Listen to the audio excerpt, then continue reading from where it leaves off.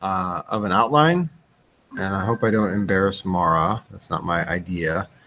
Okay, so she did a good job here. So she even says like Roman numeral. You guys can see the screen, right? Yes, we can. Yes. Good. Okay. So you see, she said first paragraph introduction, right? She doesn't even have to do that. It could just say introduction, and that's okay, right? So I don't know what you guys see when you do this, but I have the rubric up when I grade, and it literally has it right next to it. So like second paragraph is the setting. Okay. Third paragraph is, who, character analysis at the beginning of the book. 4 is character analysis, right? In the middle of the book or other characters. It's fine. And then 5th paragraph. But you see how Mara has that in capital letters. She also has an A and a B. Okay. And then an A and a B. And I did it for her in some places. And it's really simple to fix, right? So like look at her paragraph 7. Okay. She's got A during this time, right? All I do is hit enter and it goes to B. A. Philip Randolph worked with Martin Luther King, right? So there's your connections. You'll also notice when I give it back, so like for Mara here, I put in green, I just gave her a little tip, like be sure to make the connections to your book here. Okay, so, and then the 8th paragraph and the 9th paragraph, I think a big mistake that I've seen so far, at least from this class, is that you guys don't have 3. I don't know if that pertains to you or not, Mara, but make sure you have. I actually have a question because I got a point off for my weaknesses, but Yep. I have 3. I have that the timeline is hard to follow, that it changes who's being talked about, and then there's connections between characters that aren't important. And you marked me a point off. Okay, I may have thought that was the same thing. Okay. So because the way you had it, and this is what I mean by you need to have an A, a B, and a C. Yeah, If you I had- wasn't really sure if we were supposed to be doing A, B, and C because when I was looking at the original outline, it only had like the first 2, and the first one is A, B, C, and then the second one was just A. So I didn't know if it was just supposed to be A, B, C for the intro and like the conclusion.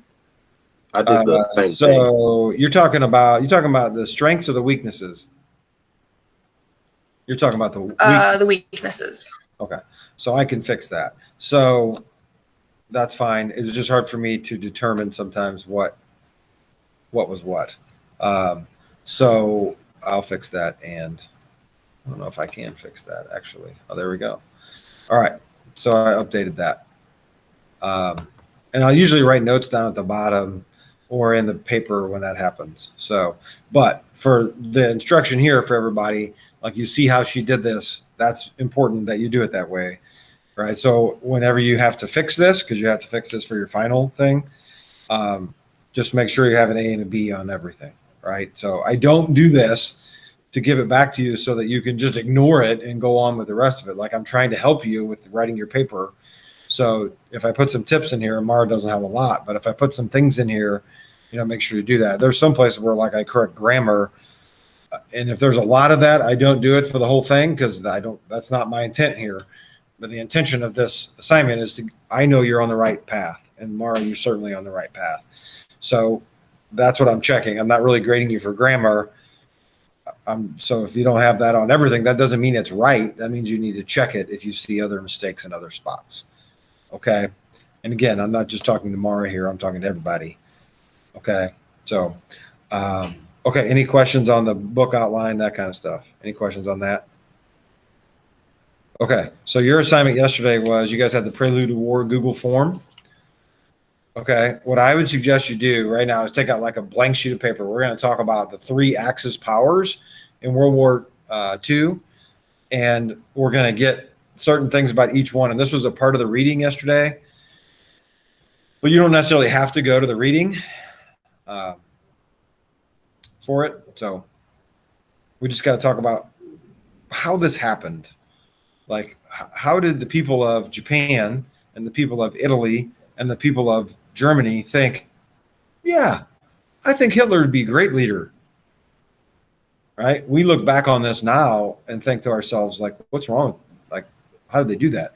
But we have to understand the context of the times. Like, it's like I've mentioned to you guys before, I think, like, My family, we used to wash our groceries at the beginning of the pandemic. Okay. And now I look back on that and think, man, why did I do that? That was stupid. Like, that's not even how this thing is transmitted. But that's what we did, because why? At the time, he thought that was a good idea. Okay. That would prevent it. And maybe some people still think that's a good idea. My family has chosen to move on from that.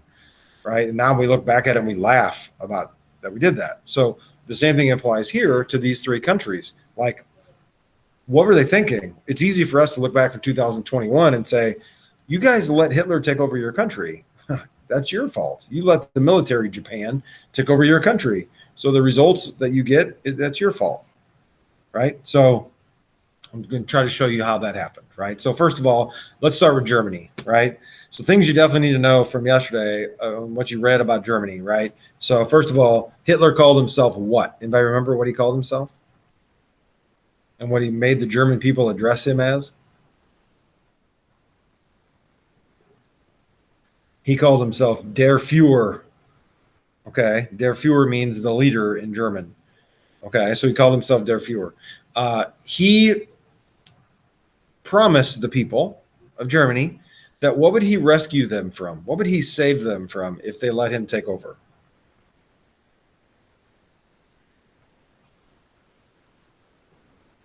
God bless you, Mara. Does anybody know what the problem was in Germany? Like, what did they need rescuing from? It's the same problem we had in America in 1932. Chris? Yeah, they were having their own depression. They were in the middle of the Great Depression too. And it was worse for them, probably, because they had never really they didn't have the roaring 20s in Germany. Okay. They were not economically successful the whole time. They were struggling because they were repaying France. They were repaying England for what went on in World War I, because that was a part of the terms of the Treaty of Versailles. Even though our president, the American president at the time, Woodrow Wilson, said, don't punish Germany, right? If you remember that from the Treaty of Versailles, England and France still wanted to punish Germany because they said, we're going to make darn sure that they never take over, that the German people will never have a powerful military ever again and be able to take us over. That's what they said in 1919.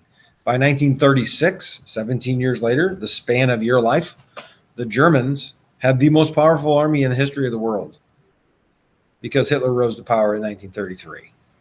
And that's what he promised people, is that he'd get them out of the economic depression that they were in. Did he deliver? Yeah. I mean, he did. It wasn't perfect, but he delivered. He took them from being unbelievably poor in 1933 to the most powerful country in the world by 1936 in 3 years. Okay, that's crazy. All right. Another thing he did, and this is another German word that you definitely want to know. It's called Lebensraum. Okay. Sounds like a crazy word. And if you take German, I'm probably saying it wrong. Okay. But Lebensraum means living space. Okay. It means living space. That's a load of crap. Okay. All he was doing was trying to take over Europe. So his excuse was taking over Europe was that the Germans needed more room to live. Okay. That's Lebensraum. Lebensraum means they need more places to go. Okay. They need more land. They didn't really need more land. All he wanted was resources like oil and coal and iron ore so that they could produce a bigger and stronger and better military. Okay. That's what he wanted. Okay. And that's that Lebensraum. Right. He also believed in a type of government called totalitarianism. Okay. That meant that he had total control over what was happening. That's totalitarianism, right? Total control. Right. Okay. So I've got Lebensraum. We've got, his group of supporters. Okay. They were called the brown shirts. Okay. So he had the brown shirts that supported him. Okay. In Germany. And they came in and if you didn't toe the line, okay, to what Hitler said, the brown shirts would come after you. So you had to make sure that you avoided them, right? He was also a really good speaker. So when he would give speeches to crowds, like, they would go crazy. Like, he was really good. Like, I had a student, and I actually had a friend who's passed away now, but he was from Germany, and he talked about when he was in school in Germany, like, they made them watch speeches of Hitler so that they could see what he did and to prevent that from happening again. Right. So, okay. So the next country, let's go to Italy, right? The leader of Italy was Benito Mussolini. Okay. Mussolini was also a great speaker. Okay. He also said, hey, our economy sucks. I can rebuild it. I can fix things. Okay. Like your book said yesterday, he even made the trains run on time, which was apparently a problem in Italy before he took over. Okay. So he did kind of the same things. He also called himself the leader, like Hitler called himself Der Fuhrer. Mussolini called himself Il Duce, which is Italian for the leader. Right. So Mussolini had that same thing. Right. He also had a group of, I can't think of a better word than call them a group of thugs that were his supporters that like enforced his rules. Okay. But his group wasn't called the brown shirts. That was Hitler. His group were called the black shirts. Okay. Mussolini's group, okay, were the black shirts. So he's very similar, right? He also wanted to expand, and the Italians are going to take over Ethiopia in northern Africa. Not because it was close by, because it's really not that close. I mean, I guess kind of it is relatively close. He just wanted more land. That's all. Okay. And to say that they had expanded it, they had taken something over. Okay. But when we get into the wars, and you guys came to pick up the maps. Okay. So when you came to pick up the maps, if you were able to get them, Mara, when you come to get those, there's two maps. It's a big old map. There's a front and the back. Okay. The front side is North Africa and Europe. So the reason we have to fight in North Africa is because Italy took over Ethiopia. Okay. So the Axis powers had taken over Northern Africa. Okay.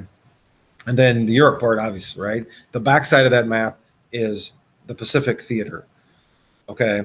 So in the Pacific Theater, obviously we're fighting against the Japanese. So it's a total different setup, right? So let's talk about those things you pick up, by the way. So the directions for those maps are in the white packet. The front of it says like Japanese internment, okay, which is another discussion that we'll have. That'll be an assignment that we have about our decision, our American government decision to house those Japanese Americans away from their own homes in internment camps, not in concentration camps, but in internment camps. On the second page of that are the directions, okay, for the maps, right? And it literally says Europe map and Pacific map. Okay. All right. There's also a yellow packet that you picked up. That's to use for the notes, not for this, but there'll be separate days where I literally would just come on and I'll explain everything that went on in different theaters of war and how we ended those. And then you have 4 of them. And so we have 4. Yeah, there's 4 of them. And so they're all titled the same thing. It says like the invasion of Western Europe. It says, the mobility and diversity, right? All of those things. And so they're literally titled that in the yellow packet. And then the other big thing is the map. So there's 3 things: the map, the yellow packet, the white packet, okay, to pick up. All right. Okay. So I think we've covered Germany, right? I think we've covered Italy and what they wanted. So the only one left is Japan. Okay. So in Japan, their leader in Japan, and it doesn't say this in your reading, but their leader in Japan, they have an emperor. Okay. The emperor, the Japanese people believed, was a deity, which means he reigned from God, like God told him what to do. His name was Hirohito. Okay. Hirohito, Hirohito. And Hirohito's, him and his ancestors have been ruling Japan forever. Okay. Hirohito was not in control of Japan. Okay. Japan was controlled by the military. Okay. What they called the spirit warriors. Okay. And they believed that the military should take over Japan. Japan and that military dictatorship was led by a guy named Tojo. Okay. Hideki Tojo. Tojo. You know from the Pearl Harbor video, okay, that there was also a powerful admiral named Yamamoto. And Yamamoto was in charge of the Navy, and he's the one that led the attack on Pearl Harbor. Okay, he died like a year after that, or maybe 2 years, but he led the attack on Pearl Harbor. Okay, which we'll talk about in just a second. So the military is in control. They also wanted to expand their territory. And Japan is a small country, right? And the islands of Japan are very mountainous, so there's not a lot of places to live. There's not a lot of great resources. Okay, they needed oil to run this military machine, right? So they had been expanding as well. They had invaded China in 1931. And I mean, wait till you see the stuff. You guys know all about the Holocaust, but man, the stuff that the Japanese did to the Chinese, oh my. Okay, it's tough. It's pretty brutal. Okay, and we'll talk about that as a part of this unit. So, but they also wanted to expand. right? And they also were very militaristic, which I mentioned a few times. So all three countries, right? Economic problems. They were militaristic, okay? And they were totalitarianism, right? Total control. The government had control over every aspect of the people's lives. The people didn't have freedom. They didn't have rights. They couldn't speak up against the government if they had a problem, okay? In all three places, all right? Okay, so that's what you need to know about the Axis powers, okay? And those, oh, by the way, they're called the Axis because it started with Germany and Italy, and there was a meeting between Hitler and Mussolini, okay? And at that meeting, they said that the power of the world, of this new world order, revolved on an axis between Berlin and Rome, the capital of Germany and the capital of Italy, okay? So that new axis is where Axis powers came from. Okay, and then later on, the Japanese joined Italy and Germany and formed the tripartite pact, and that becomes the Axis powers that we know of. Okay, so we don't get involved with this war. We're out of this thing. Okay, heck, Japan invades Manchuria in China in like 1931. Okay, Hitler starts doing his thing in 1933. Mussolini takes over in 1922. So all these things take place over the course of time. The Japanese attacked Pearl Harbor on December 7th, 1941, which for sure is going to be a day that you need to know, okay, when we take our test, okay? In the video, okay, that you saw, man, watching it from the Japanese viewpoint, it was a little bit different, okay, the way that they talked about things. Like, they wanted more oil, okay, part of that expansion part, right? They wanted more oil. They needed more resources. And so when our Navy started to stop them from doing that, and other countries' navies were stopping them from doing that, they didn't like that. Okay, and that's why they attacked us, right? So they attack us, and it works in the short term. I mean, what they did, I mean, the response of those Japanese pilots, like, they were excited. Even 50 years later, when you say the interview, like, those guys were proud of what they did, okay, on December 7th, 1941. For us to see that, it's like, really? You scumbags, you know, that was a sucker punch. Like, we weren't prepared for that. And you're proud of that? Like, you shouldn't be that way. But if you're the Japanese, I mean, did they succeed? It worked. They caught us off guard and it worked. Okay. So they caught us off guard, but in the video, they showed you some things that were like, you should have been like, huh? Like, why couldn't you see this coming? Right. But again, that's us looking back from today's view. At the time, nobody thought that, right? That it was going to happen. Heck, did the Japanese send a spy plane over Pearl Harbor before they attacked us? Yeah, and we didn't do anything. Okay, the one guy in the video is like, he thought it was practice. You know, he's like, what the heck are these fellows doing practicing on a Sunday morning, right? But why did the Japanese attack on a Sunday morning? You remember Yamamoto? Okay, the guy that led this, where did he go to college? Harvard. He went to Harvard. So he was educated in America, which means he had to live here for at least 4 years. Well, living at Harvard, he knew what, in 1941, what did most Americans do on a Sunday morning? They went to church. They Stayed went to home church. with their family. They certainly weren't worried about the Japanese attacking somewhere. Okay, so Yamamoto took advantage of that and he attacked, right? So the other part of the story is when they attacked, that one pilot was describing how they knew where every single boat was. They knew where the Arizona was. They knew where the Utah was. They knew where the Nevada was, or the Oklahoma. They knew where all this stuff was. How did they know all that?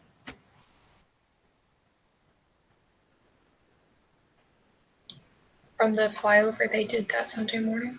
Well, even before the flyover, they knew it. Because when those guys practiced and prepped for this, they knew where all those were. All the flyover did, that guy sent back and said Pearl Harbor sleeps. Okay, which meant like they're not ready for us. We can go attack and nothing's going to happen. Okay, at least at first, right? How did they know where all the ships were? The spies were able to go into Hawaii because there was a greater population of Japanese Americans living there, so no one was suspicious. And they were able to sit up on top of a hill and see where all the boats were, and like when they left and when they came back. Yeah, so there were Japanese American spies in Hawaii. Okay, now the white packet that you pick up when you come up here, the front of it says Japanese internment. Okay, So in 1942, our reaction to those spies was, hey, we better get all the Japanese Americans off the West Coast and put them in internment camps so that that doesn't happen again. In 1942, Americans thought that was a good idea. When you look back at it from today, it's like, wow, can't believe we did that, right? Okay, so, all right, so that's Pearl Harbor, right? They attack us, right? They catch us by surprise. Do you think the long term that worked out okay for Japan? No. Okay, it did not work out good long term at all. Short term worked out really good. Remember, who's in control of Japan? Is it Hirohito or the military? The military. It's the military. Okay, that's real important to remember. Okay, all right. I'm going to stop right there. You guys have your books. By the way, I'm going to make your book rough draft due on Monday.